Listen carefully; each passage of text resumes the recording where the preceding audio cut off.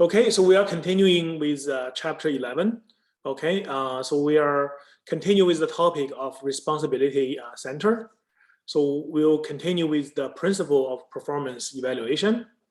Okay, so basically when you review the manager of that responsibility center, okay, the manager, whoever in charge of the center, okay, so basically you want to focus on the difference. So what's the actual result, right? That's what delivered by the manager versus what has been planned, what has been budgeted, right?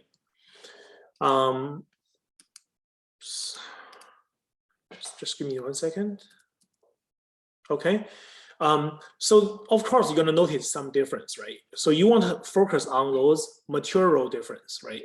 Material difference means the change in percentage, right? If the change is only 0.1%, right? Maybe that's considered as, immaterial, right? If the change, let's say, is 5%, 10%, right? I would say, that's quite a significant change, right? So that means, 10% change means, the target is 10 million, right? And your actual result is 11 million or 9 million, right? That's the 10% difference. So you want to focus on the materials difference and also controllable difference, right? If the difference is beyond the control of the manager, you should not hold manager accountable for that difference, okay? So basically, it's fair if the manager is involved in the target setting, the budget setting process, right? Otherwise, it can be perceived as unfair, right? So, because as a manager, I know, let's say my center is a profit center. Every year I can make, let's say, $10 million, right? I would be not very happy if the top management give me a target of 11 million, right? Because it's probably impossible for me to achieve it. So in this budget setting, you have to get this manager of the center involved, right? And also, again, you're only dealing with those items that can be controlled by the manager, right? Anything beyond the manager's control, the manager should not be held responsible, okay? And the top management should support the evaluation process, and right? If they are not supportive, then it's probably the evaluation process probably lost its meaning, right? At least the top management, they care about this evaluation process to make it meaningful. So you should give a chance for the managers to respond, right? There may be some unfavorable difference, right? Maybe you want to listen to the manager. What's the explanation, right? Then you can evaluate whether that explanation makes sense, right? And also, evaluation should talk about both good and poor performance, right? We cannot be out of balance, right? Only focusing on the good or only focusing on the bad. It has to be a balanced evaluation, right? The good result, you need to compliment, right? Appreciate. For the bad result, point it out and ask for, how are you going to improve this in the future, right? Okay, reporting principles. Once again, you only include data that are controllable by the center. Okay, so any data that is not controllable by the center should not be included, right? And the budget data, right, that need to be accurate and reliable. Otherwise, it's unfair to compare the actual result against the budget data, right? We have to make sure that the budget data is accurate and reliable, okay? Then you highlight the only material difference, right? The major difference, important, large difference. And you want to also prepare the performance report at reasonable intervals, right? Maybe, so, what would be the evaluation, right? You have, let's say, different level, right? Outstanding, mediocre, right? Average, okay, below average, those kind of intervals, right? Okay, and the reporting system. A report is prepared for each level of responsibility center, okay? So for organization, they may have different levels of responsibility center. I'm going to show you a diagram soon, okay? So the idea is that that reporting process started from the lowest level and gradually move upward to the higher level, okay? And you could use comparatives, okay? Sometimes the peers, right, are subject to the same environmental factors, right? So sometimes absolute performance does not signal anything. It's the relative performance, right? So for example, right, all you guys are affected in the same way by COVID, right? We are moving to the online teaching, right? So maybe because people don't like online teaching, maybe the absolute performance will be dropped, right? So therefore, it's very important for professors to evaluate what is the relevant relative performance, right? How does your performance compare to your classmates, right? So, you know, normally maybe the highest of the score would be, let's say, high 90s, right? Because of COVID, maybe the highest score in the class would be only high 80s, right? So therefore, it's helpful to use comparative evaluation to filter out the effect of the environmental factors, right? You provide incentives for manager to control the cost, right? You know, that's human beings' nature, right? We are human beings. We are motivated by incentives, right? If there's incentives, we probably will do a better job, right? So imagine at the beginning of the semester, your incentives to get an A+ is not just you get a 4.0 on this course, you improve your academic GPA, right? What if I tell you that if you get A+ at the end of the semester, I'm going to give you 1 million Canadian dollars, right? So then you think, what are you going to do, right? You probably will drop all the other classes and you only like focus on this one class and you work like 12 hours a day, right? Because you just want to get A+, right? You have strong incentives, right, to achieve your goal. So the same idea, in order to make this whole system works, you want to make sure you provide the incentives for the manager, right? It's too bad, right? I don't have that much money. Otherwise, I would offer that incentive to you, okay? So basically here, the manager, they should be incentivized to control the cost, right? If you achieve the goal, you keep your costs under control, maybe you get a bonus, right? Maybe like 5% of your salary as a bonus. The factory manager can rank the department manager's effectiveness in controlling the manufacturing cost, right? So this companies sometimes release the relative performance information, right? That's useful in certain areas, in certain settings, right? So sometimes you walk into the car dealership, right? You will notice that they have these rankings, right? They will tell you the sales of the month, the sales of the year, right? They would kind of, the person with the highest sales of the year, with the highest sales of the month, right? Did you ever see that when you go to the car dealership, right? So they release that relative performance information, right, to motivate people to work hard, right? They may earn a trophy, maybe there are some kind of cash incentives or whatever, right?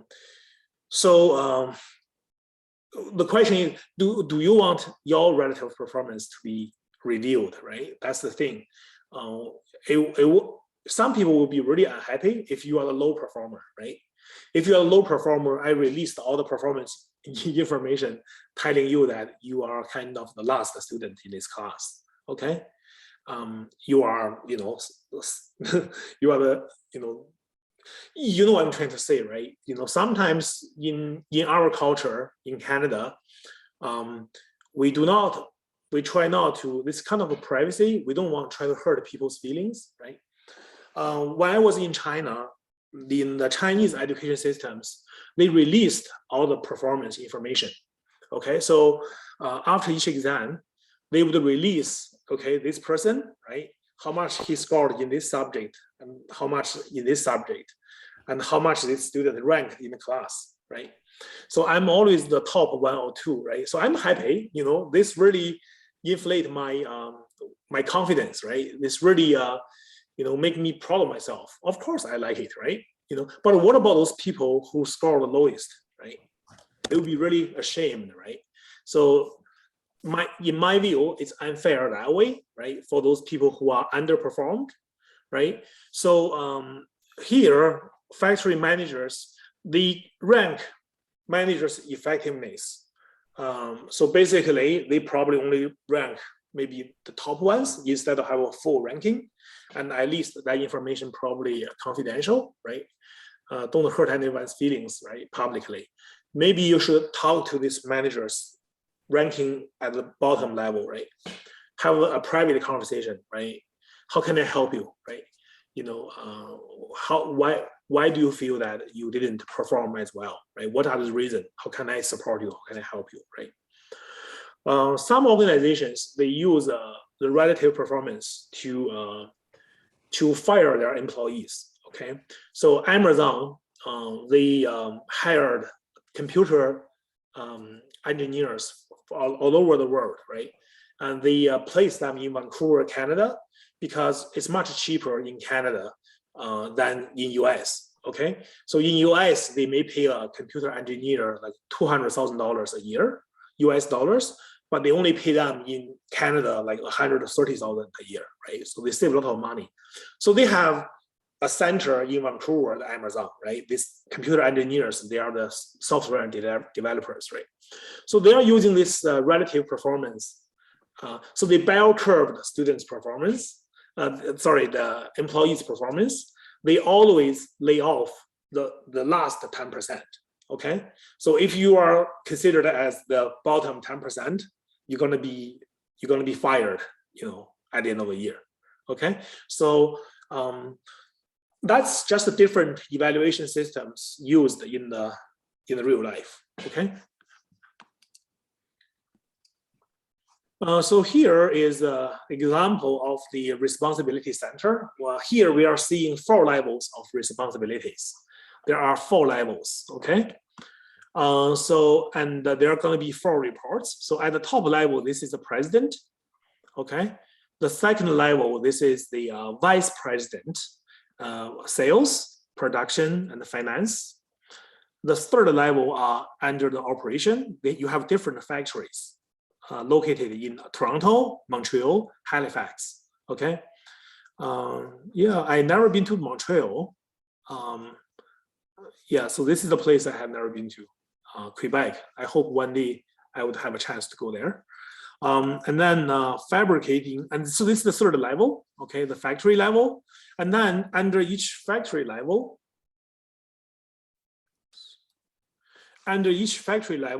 you have different operating activities, right? You have different operation lines, right?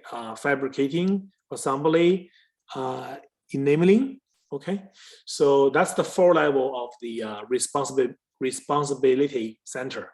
So, what's the responsibility of the president?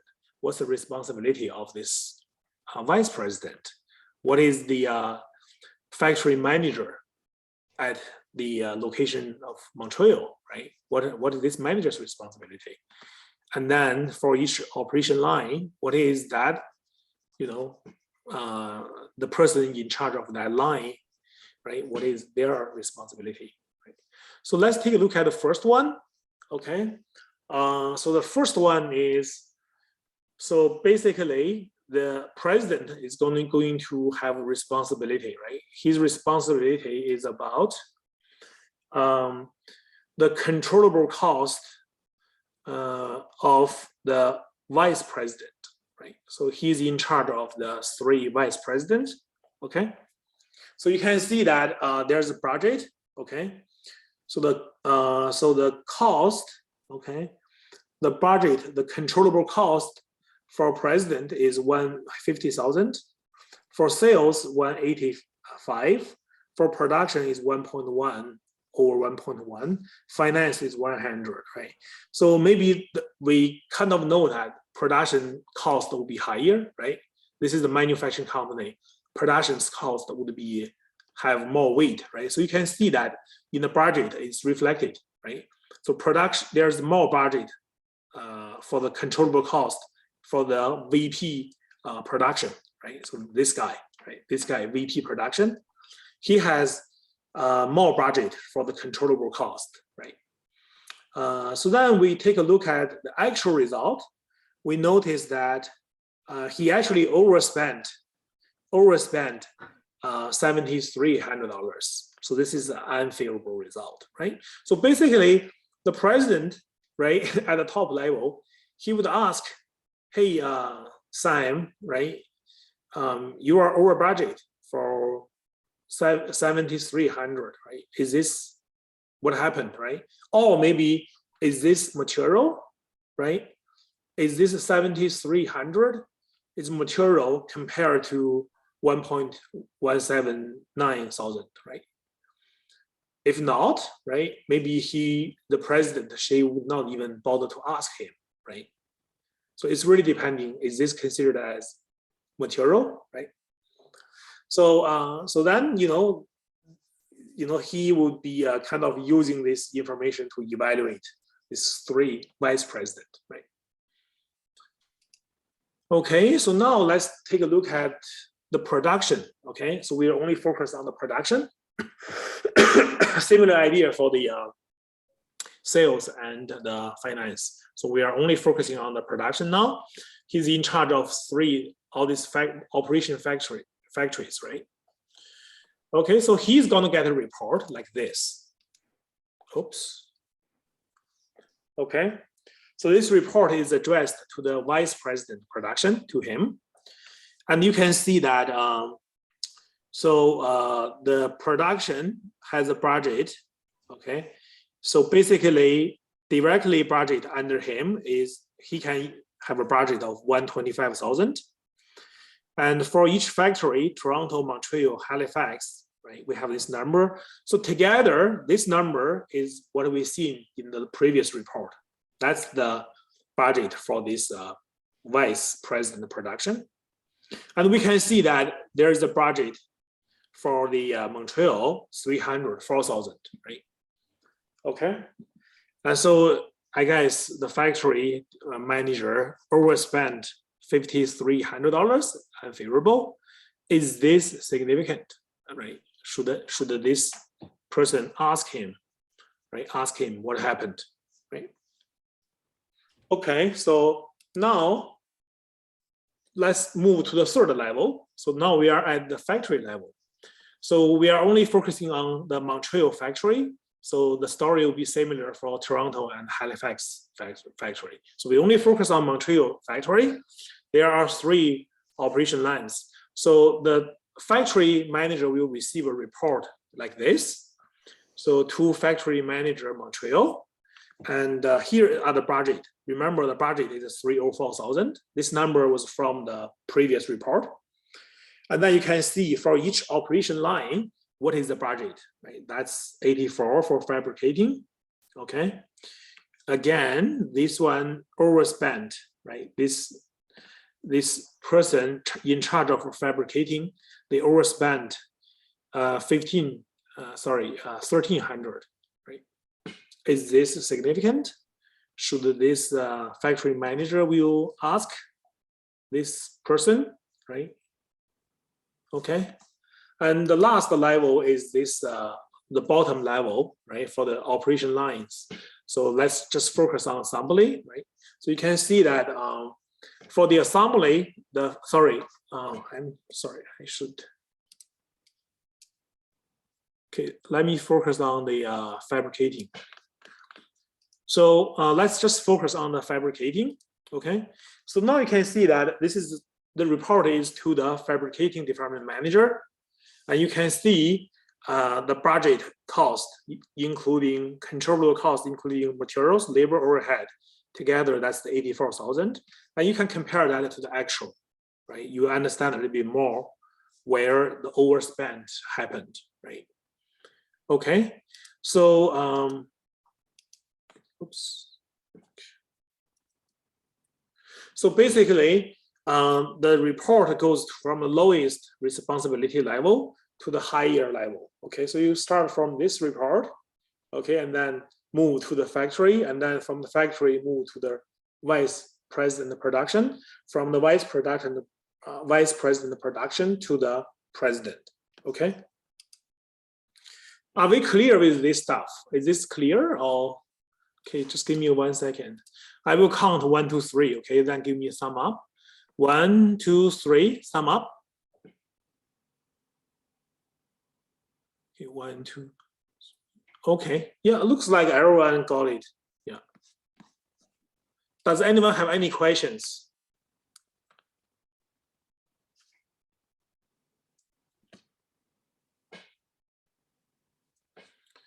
Anyone have any question?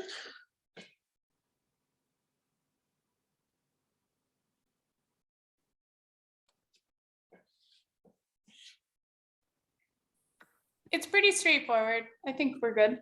Okay, good. Thank you, Megan. Yeah. So just understand, right? There are different levels responsibility level, and the generate reports for the evaluator, right? One level above, right? So that's how they evaluate. Okay.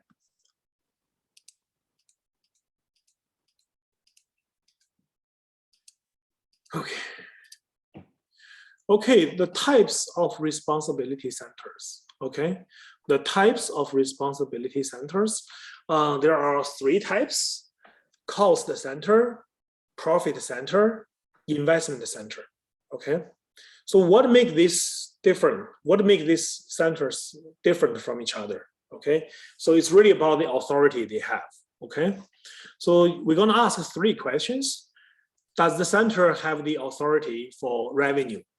Okay. Does the center have the authority for expenses? Does the center have authority for capital investment decision? Okay. So for cost center, do you think they have authority over revenue? If they're a cost center? Yes or no? No. Okay, no. Yeah, that's true. No. So it's no here. Do they have authority for expenses? Jimmy? Yes, they do. Okay, they do. Do they have authority for capital investment decisions? Rachel? No, they don't. No, they don't, right? So if that's the situation, this is the cost center. What is the example? The production center, right? That would be a cost center, right? Because they have no responsibility authority for sales because their job is to produce, right? They are not on the sales side, okay? And for the service department, right? The same idea, right? It's all about cost, right? Now, the profit center, do they have, what is the profit, right? Profit equals revenue minus expenses, right?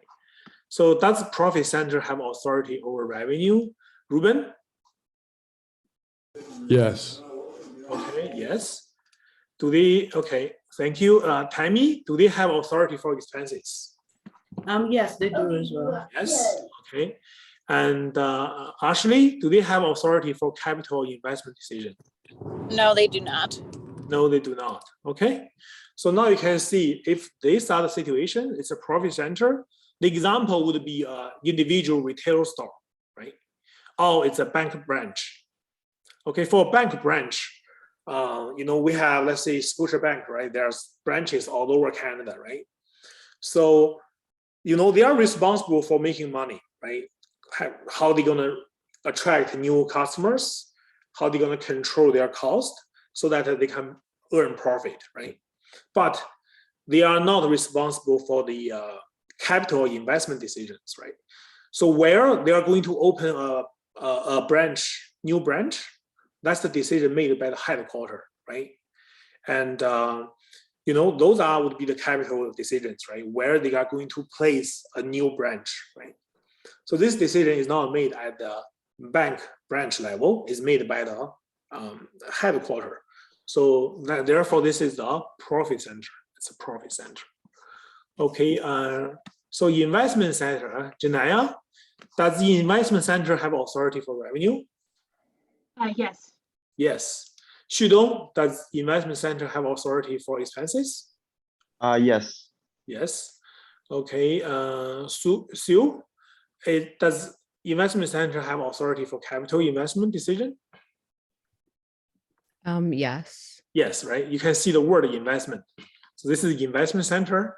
So they have the authority for investment decisions, right? So the example would be a subsidiary company, right? Even though this company is owned by another company, but this company on itself, is quite independent, okay? So they can make a lot of their own decisions. Okay, are we okay with this?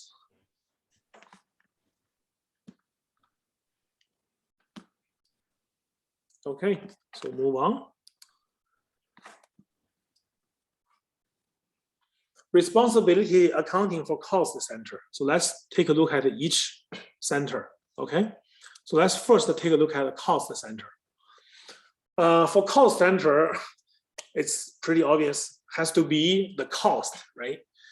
The key for cost center is to keep the cost under control, right? So of course, the whole thing is really to test the manager's ability to meet the budgeted controllable cost, right? And so when you have the actual result, you compare the actual result with the controllable cost, right? That is from the flexible budget data, right? Flexible budget data. So of course, it has to be only controllable. The cost has to be only controllable. And in this report, they do not distinguish between variable and fixed cost. Okay, they do not distinguish that too. They just want to distinguish whether it's controllable or uncontrollable. Okay, so here is one example. So you can see that it's obvious here. This is control. So you can see this is a cost center, okay? And here are the controllable cost, right? So it didn't break down into variable versus fixed. It's just presenting controllable cost. These are the cost expenses directly under the control of the manager, right? So you can see that in this situation, the bottom line is the manager save $400, right, compared to the budget, right? So the manager is doing better than the budget overall, right? However, if you take a look that the labor cost is lower, okay, the labor cost is lower, but the materials cost and utility cost is higher, okay? Just to break down that $400, you can see the main driver is the indirect labor cost saving for $1,000. Okay. So for profit center, okay, for the profit centers, okay. So now you have to add another layer of the topic, right?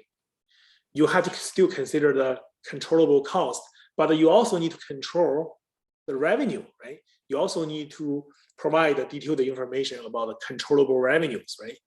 And the difference is your profit center, your profit, right? Okay, so manager have control over sales, okay? So if you are a bank branch, right? As a manager, you are responsible for promoting your business, right? Maybe try to send out flyers in the neighborhood, right? Mailbox, things like that. So you definitely need to, have the authority responsibilities in terms of the price, quantity and the customers, right? So they have the authority to make decisions, what kind of customers they are trying to get, right? And what are the interest rate they are charging, right? What is the mortgage rates they are charging, right? And the manager have control over the variable cost and expenses. These variable costs are directly related to the sales, okay? It may include fixed cost. It's really depending whether the manager have decision-making authorities over the fixed cost. So two categories, direct fixed cost. So this fixed cost directly traceable to that center, and therefore the profit center manager is responsible for this direct fixed cost because it's directly related to the responsible to this center. Okay. So this would be something like what would be a good example? For example, the bank branch, right, is a profit center. They hired a security guard. They hired a security guard only for their branch. So that's a fixed cost, right? That's a fixed cost. And they can make the decision whether they want to hire it or not. If you hire it, how much you're going to pay this person, right? So in this case, this fixed salary cost is directly controllable by that manager, right? Because it's traceable to the center. The indirect fixed costs are those, it's beneficial to more than one profit center, okay? So one manager does not have any control over this cost, okay? So for example, in 2008, when I graduated from UFL, I started my work with MNP in Lethbridge, right?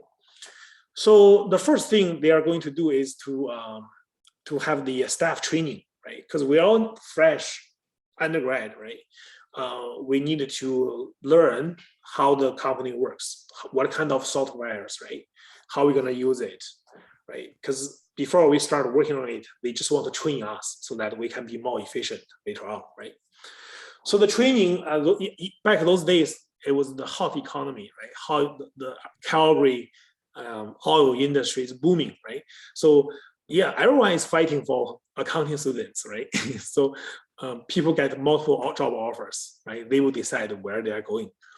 So then they treat us really well back in those days. So they took everyone, the newbies, to Banff. So we went to Banff and we stayed there for probably 3 or 4 days for training. So we went there for training, and in the daytime, we go to those big theater room, we learn things.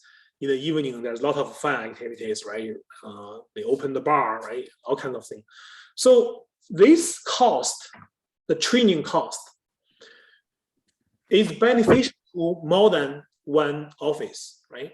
Because the people going there is from all over Canada, people from BC, from Ontario, right? So it costs a lot of money to fly these people from everywhere in Canada to Banff, right? So this cost should not be responsible, should be, you should not hold accountable for Lethbridge office, right? Because this training cost is beneficial for more than one office, right? All the offices across Canada will be beneficial to have better trained staffs, right? So therefore, this fixed cost, right? Training cost, this is an indirect fixed cost because it's not tied into any profit center.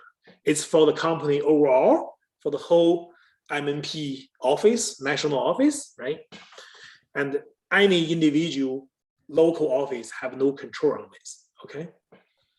It was interesting, I remember one night, there was a bear, at large in the Banff town. So it's quite dangerous. We were walking back, we see a policeman, they are trying to capture this bear, okay? And so I think the next day we learned that they have to shot him down and took him drive maybe hundreds of miles and then dropped him, right? Hopefully he will not come back. If he come back again, they're gonna kill him, okay? They're gonna kill the bear. but because the McDonald's smells really good, right? So they just go to the McDonald's, KFC to dig on those garbage bins there. Okay, so this is the difference between direct fixed cost versus indirect fixed cost. Okay, does anyone have any question?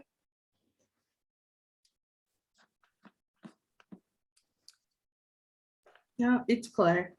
Yeah, okay.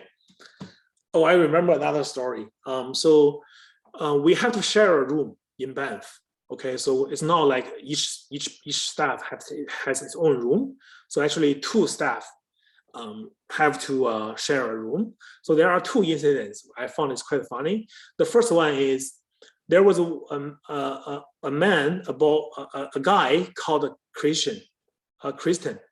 So and the organizer just assumed it's she, right? So it's actually a man, but he was put in the same room with another lady because the organizer interpreted, right? This name must be a girl, right?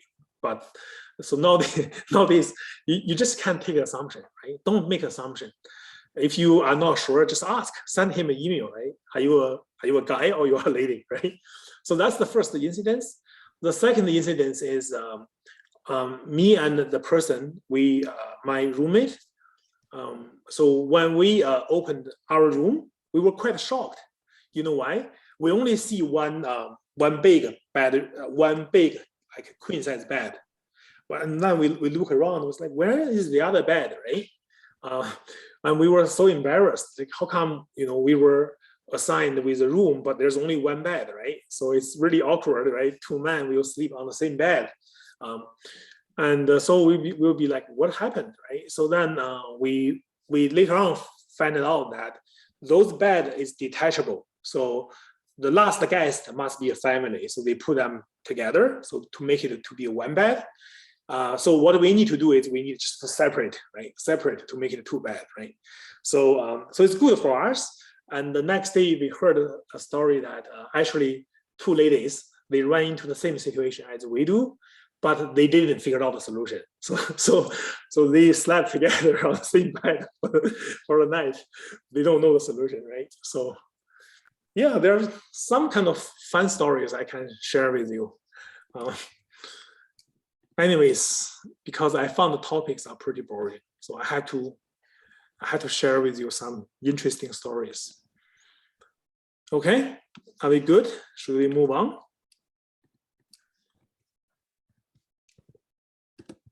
Or you want me to tell you more stories?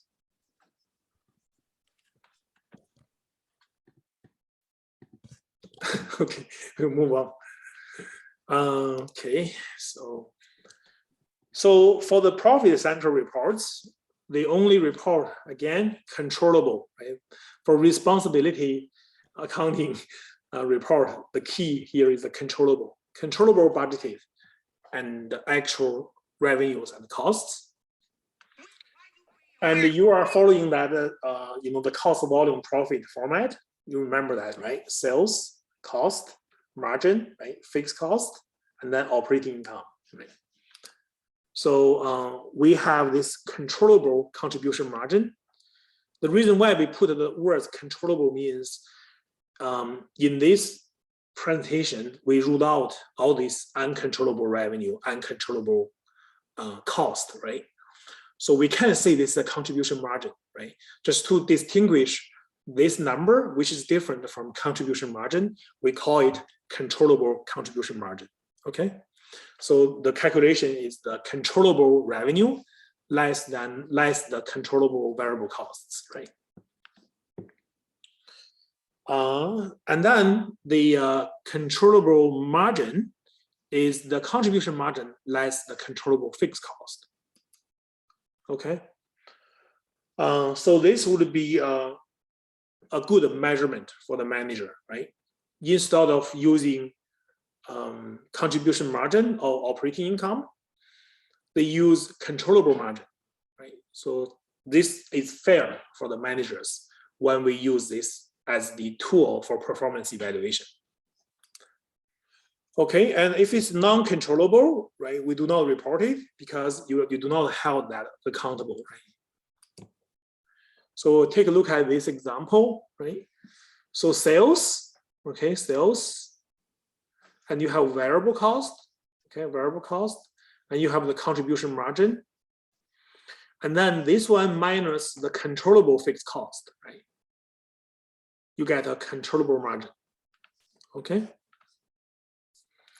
So in this example, there are $60,000 indirect fixed cost. Remember, indirect fixed cost is beyond the control of the manager. So this should not be included, right? Okay, so now you can see that this is how the format is like for profit center report. Question? By the way, we only have, including this one, we have 4 lectures left, right? Including this one. So if you have 6 points now, you better participate in each lecture. So you still get a chance to get 10 points, okay? So question, which of following is not a common form of a responsibility center? Santiago? I want to say C. Fatima? Sorry? Would it be A? Okay, Tammy? That's C. Rachel? C. Ashley? C. Patricia? C. Hussein? Yeah, it's C. Okay, so C is correct. So we have talked about the cost center, profit center, investment center, but we never talked about division center, right? We never talked about the division center. Okay, so now let's talk about investment center. Investment center. Okay, so now investment center has 3 things: revenue, cost, and also fixed asset acquisition disposal, right? Do you buy a building or you sell a building? That decision making is on that center, right? So for that center, if they can decide if they can buy a building or they should sell a building, that make them to be an investment center, okay? So the key performance indicator is called the return on investment, ROI. Return on investment, this is something you probably are familiar from the finance course. I'm not sure if you have taken the personal finance yet, but this is a very common term. So return on investment, ROI. So this one would be showing that how effectively the manager using the asset at their disposal and control, right? So as a manager, you were given $1 million. How much are you making, right? You are making 10,000, right? So the ROI would be 10%, right? So here, the calculation for ROI is you use controllable margin, right? This is kind of like operating income, right? But this one is a comparable figure, but not exactly the same figure, because this one is arrived by using controllable revenues minus the controllable cost, right? Suppose that's 1 million, and the average operating asset, right? That is 5 million. So your ROI, that's 20%, okay? So I see some hands up. Fatima, do you have a question? Oh, sorry, that was up from the last question. Sorry. Yeah, that's called a legacy hand. I like all these new terminologies. Yeah, you know, sometimes it's hard to describe a situation, right? But I think people start inventing new words, right? New phrase. Ashley, you have a question? So I was just wondering, in the textbook, it talks about investment centers using non-controllable costs as well. Now, as an example, when I did my assignment on Wiley Plus, it didn't include that in the ROI calculation. Therefore, like I kept getting it wrong, even though I listened to the textbook. So does it include it or does it not? I'm kind of confused. Can you please send me email? I want to double check on the textbook where it says it should include a non-controllable cost. Can you please send me email and then I will give you an answer. Yeah, I can, just because in the investment section, it says it's one of the main distinguishable things between the profit centers, because profit and cost centers only use controllable costs, Yeah. and then investment use. Please send me email and give me the reference, right? Which page? Okay. Right? So then I will read it and maybe it's I will take a look before I give you an answer. Okay. Okay, sounds good. Thank you. Yeah, no problem. Yeah. And so here, what do we mean by operating assets, right? In 2100, you have learned about what are the assets, right? So basically, those are the operating assets. You use this asset to generate revenues, right? That would including current asset and also the long-term assets, right? Okay, so for those idled assets, right? Suppose you have a piece of land, right? It's your long-term asset, but you are not using it for operating, right? So you want to exclude that because those assets are not used for operating, right? So if the land is held for investment, right? If the factory equipment is too old to be used, those ones has to be excluded, right? Because you are not using them to generate revenue, right?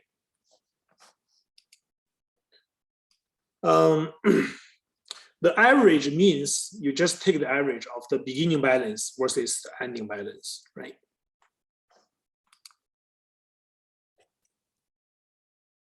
Okay. So here is one example for the investment center report. Investment center report. So you can take a look that different from the profit center, there's an extra line at the bottom. So they calculate ROI, right? And they were given the calculation, right? So A is calculated based on controllable margin, 300,000, divided by the average operating asset, $2 million. So that's how you get ROI 15%. If you ignore this section, the above one would be just like a profit center report, right?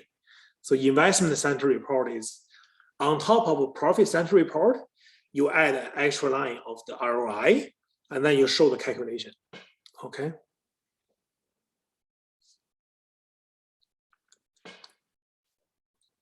So the budget number we have here, we are budgeted a controllable margin as 300,000, and the average operating asset is 2 million. So the budgeted return on investment is 15%. Okay, what is the actual number? The actual number is the controllable margin is lower than budgeted. Okay, so therefore the rate of return is lower. So it's 13.2, lower than 15%. Okay.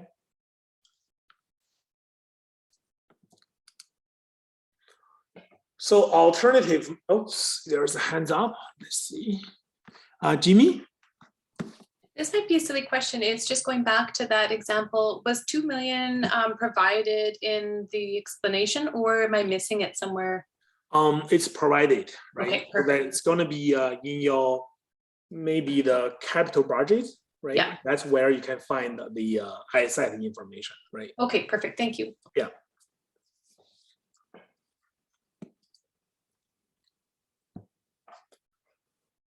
Okay. So alternative measures of ROI inputs. So valuation of operating assets, you can use your acquisition cost. That's the historical cost, right? The book value. What is the book value? Book value is the carrying value, right? So basically for depreciable asset, you have learned in 2100, your historical cost minus cumulative depreciation, that's the carrying amount, and that's the book value. Appraised value.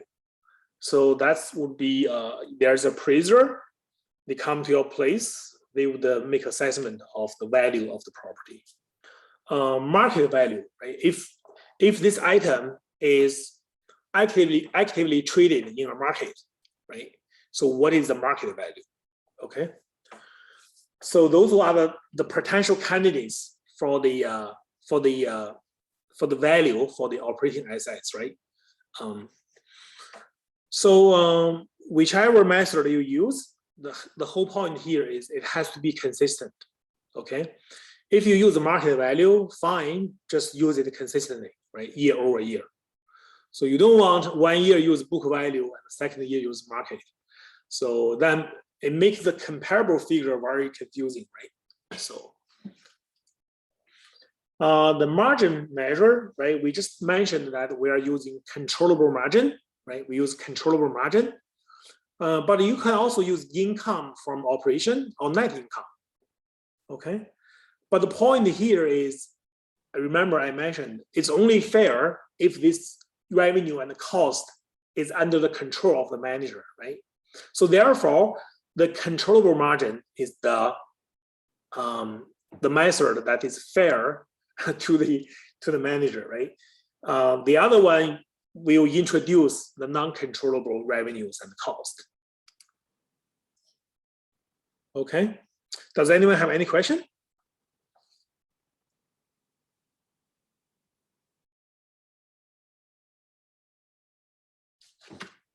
Do you need me to tell you another story to sustain your attention?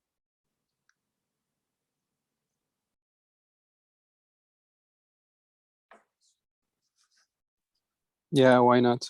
Why not? So I remember when I was 17, 18 years old, we were at the college in the class. So we are in a big classroom. Like we have like 120 students in one class. So we are learning physics. It's about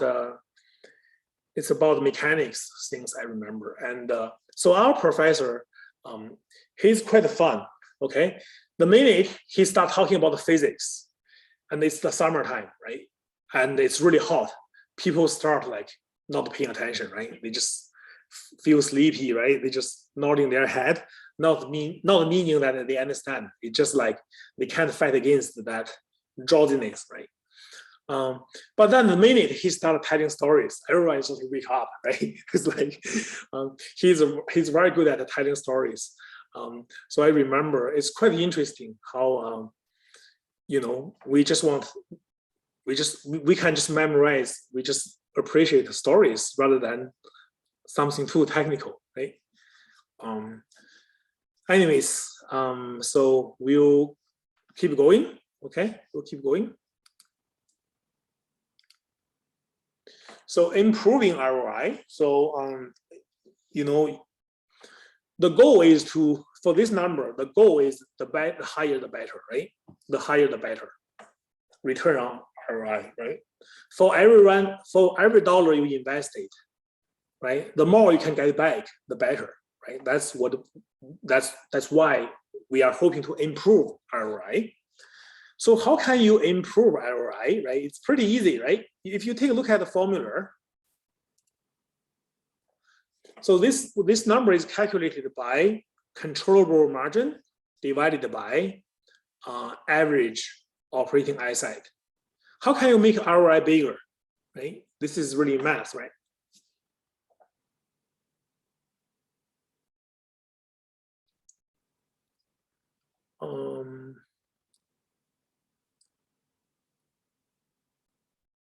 What would be, go ahead. Yeah, I have a student here. Who is this? Santiago?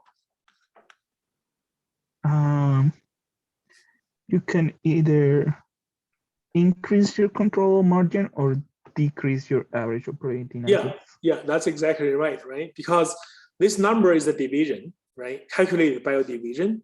So you either increase your numerator or you decrease your denominator, right? Okay, so you can either increase the controllable margin or you reduce the average operating asset. Okay. So you just need one more work. You can change this formula into something different, right? So if you considered sales, okay, so then what happened is you kind of get an alternative formula for this calculation. In 2100, I taught my students about this, okay? In 2100, I talked about this formula. So your ROI equals profit margin times investment turnover, okay? So what's the investment turnover is sales divided by operating income, okay? So in a year, how many times of asset you sold? That's called the investment turnover, okay? If my asset is 1 billion, right? $1 million, my sales is $2 million. So the investment turnover would be 2, okay? And what is the profit margin, right? In 2100, you learned this. It's the operating income divided by the sales, right? The sales. So basically, what's the profit margin? Profit margin shows how operating margin can be improved by increasing the margin on each dollar of sales, okay? So let's say I sell these things for $1. The cost is 60. So I have 40, right? And left, and then I pay 20 fixed cost. So I have 20 left, right? So how can you improve it? Either you sell it for a better price, or you control your cost, right? That's how can you improve your profit margin. Either you increase your selling price, often it's hard, it's in a competitive market, right? Or you do a better job of control your cost, right? And for investment turnover, how can we improve that? Well, you are hoping every dollar you invested can generate more sales, right? Can generate more sales. So here's one example. In this example, we know sales 2 million, variable cost 1 million, contribution margin is 1 million. That contribution margin ratio is 50%. The controllable fixed cost is 500,000. So my controllable margin is 500,000. Average operating asset is 5 million. So my ROI is 10%, right? How can I improve this 10% to make it higher, right? So the first thing I can do is I'm going to increase the sales by 25%. So when I increase my sales by 25%, so 2 million times 25%, that's $500,000. So I increase the sales by 500,000. My contribution margin will increase by 250,000. So my controllable margin will increase by 250,000. So the new number would be 500 plus 250, that will be 750, okay? And then my average operating asset is 5 million. So 750,000 divided by 5 million. So now my ROI is 15%, right? So you see the ROI has increased from 10% to 15% by increasing the sales, okay? And that's the way how we improve the controllable margin, right? Does this make sense?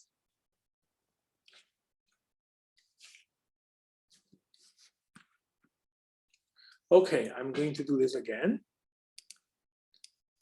Just give me 1 second. Okay. Okay, I will count 1, 2, 3. 1, 2, 3, thumb up.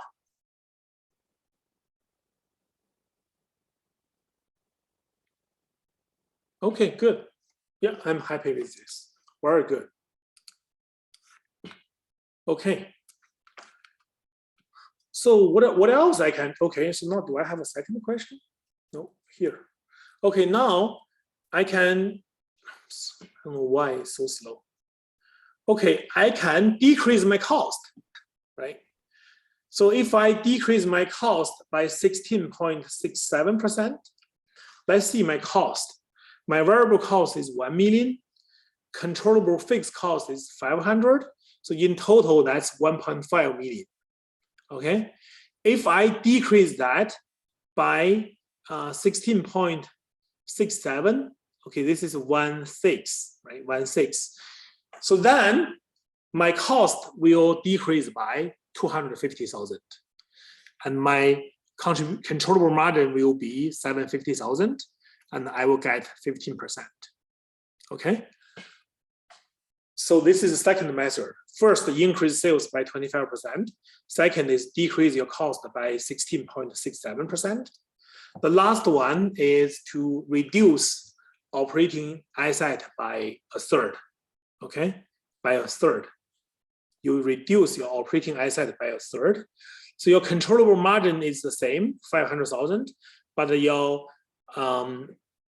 average operating asset is decreased from 5 million to 3.3333, and then you get that 15% ROI. Okay, so you can see there are different ways to improve it, right? Increase sales, decrease cost, or reduce average operating asset. Anybody have any question?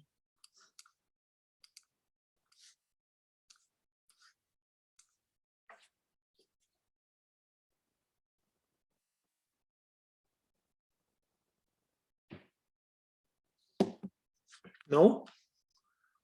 Okay. Keep going. Okay, can anyone tell me which answer is correct?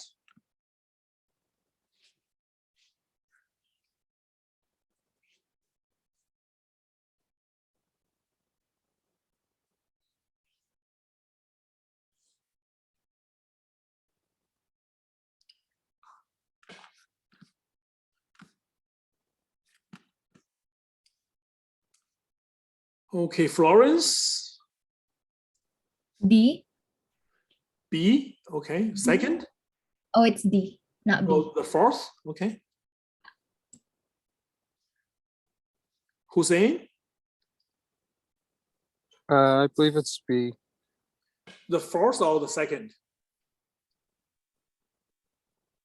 What do you mean fourth or second? Like the second.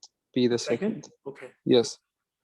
Sometimes I can't hear you very well. I don't know it's a B or a boss, or it's D, a dog, right? You can tell me either a boss or a dog, okay? Oh, boss. Okay. Long? My answer B. Is a Can you hear boss me? or a dog? It's B. Okay. All right. So second?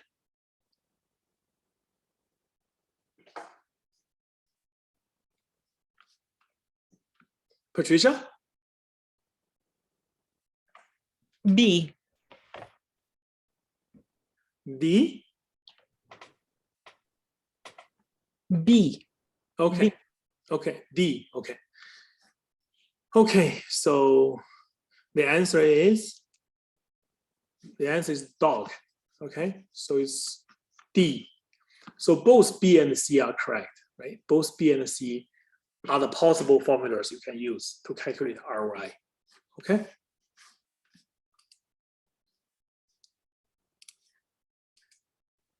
How about this one?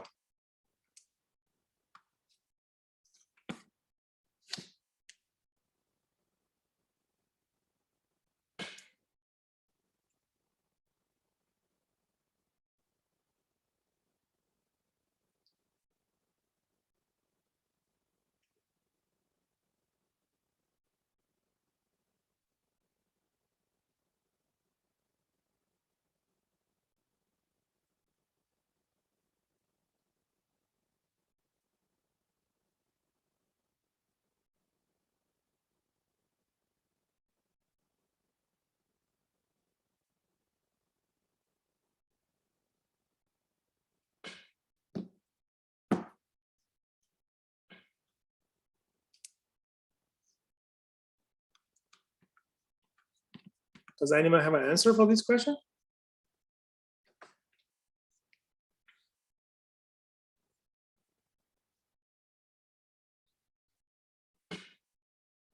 Patricia?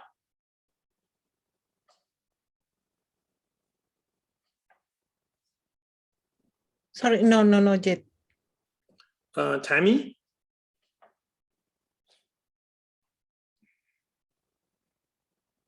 I guess my hand was raised from the other one. I'm still working it out. Sorry. Okay.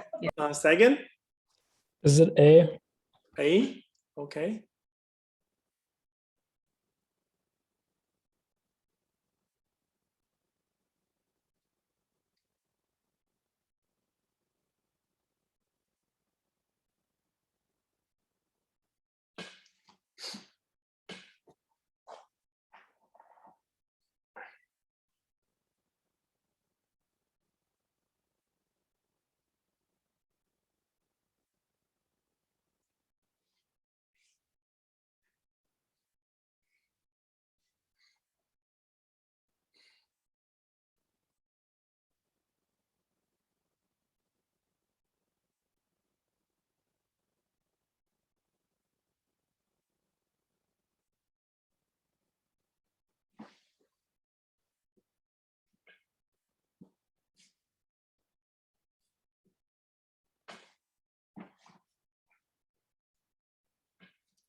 Hussein?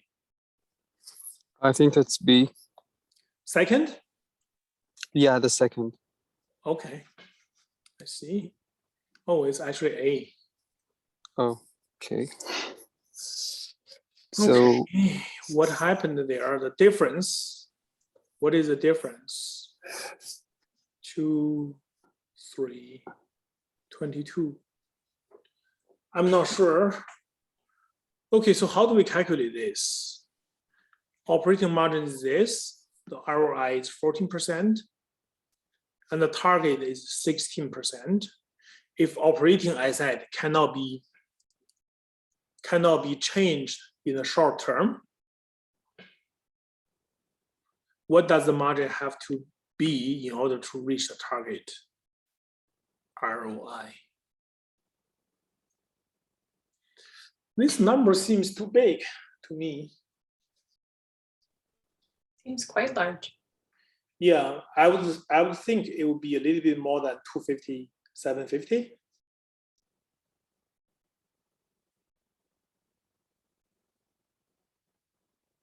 Because this 250, 750, that is 14%, right? Okay, and then the operating asset cannot be changed. So in order to achieve 16%, you just need to, that number should be higher than this number, but not this high. This number doesn't make sense.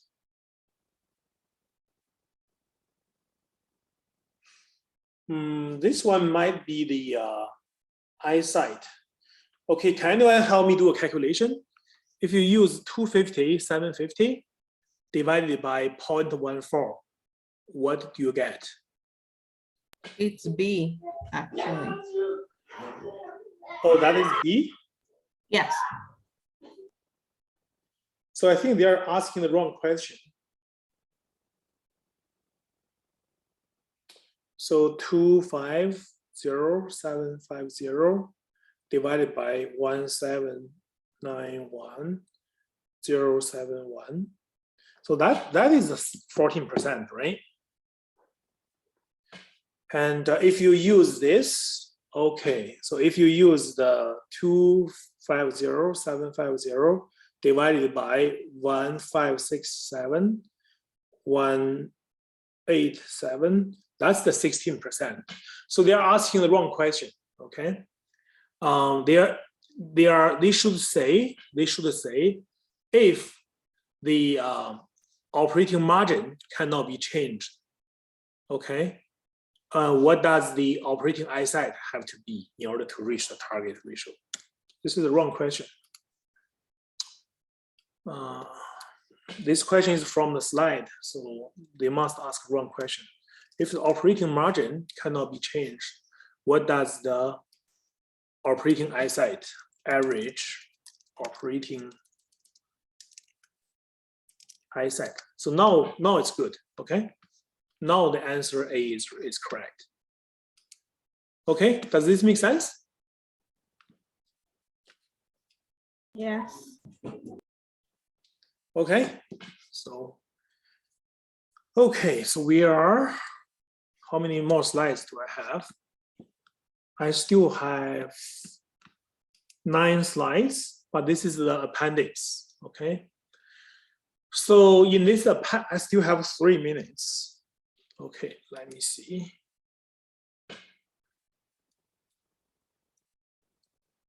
So I'm going to have to leave this for you to do this. So there are only 1, 2, 3, 4, 5, 6. There's only 7 slides, okay? So I'm going to leave this for you because I don't have extra time for this. It should be straightforward. If it doesn't, send me an email, okay? Send me an email and let me know if you have any question, okay?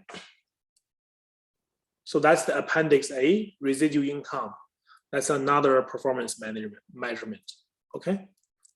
So why don't you guys, I will post the lecture slides. Why don't you guys go through the slides and let me know if you have any question, okay? Okay, so that's chapter 11.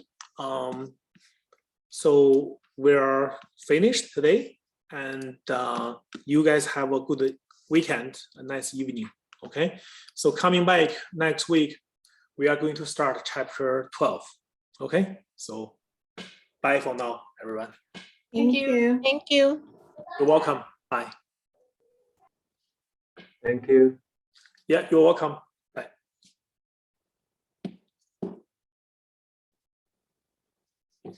Sorry, I have like a quick question, sir.